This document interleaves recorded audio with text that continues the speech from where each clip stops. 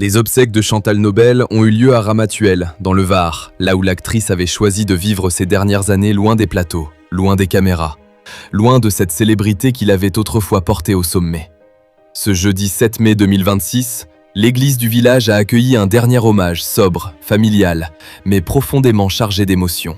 Chantal Nobel, décédée le 30 avril à l'âge de 77 ans, a ensuite été inhumée au cimetière de Ramatuelle, dans la plus stricte intimité. Devant le cercueil de bois clair, recouvert de fleurs blanches, ses deux filles, Anne-Charlotte Jullian et Alexandra Marin, étaient présentes. Elles ont accompagné leur mère pour ce dernier voyage, entourées de leurs proches et de leurs enfants. Une image forte, presque silencieuse, celle d'une famille réunie autour d'une femme qui avait connu la lumière, puis l'épreuve, puis le retrait. Car Chantal Nobel n'était pas une actrice comme les autres.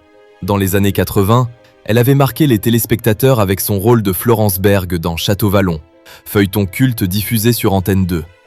Son visage, son élégance, son sourire et sa présence à l'écran avaient fait d'elle une star populaire.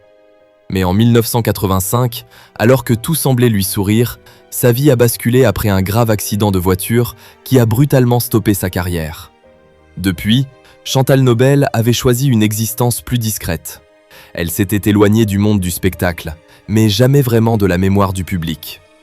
Pour toute une génération, elle restait cette actrice lumineuse, associée à une époque où la télévision française savait encore créer de véritables figures populaires. Ses obsèques racontent finalement toute la trajectoire d'une vie.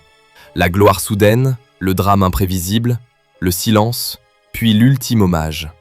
À Ramatuelle, ce n'est pas seulement une comédienne que ses proches ont accompagnée. C'est une mère, une grand-mère, une femme au destin bouleversé. Et devant ce cercueil, face aux fleurs blanches, une page s'est refermée.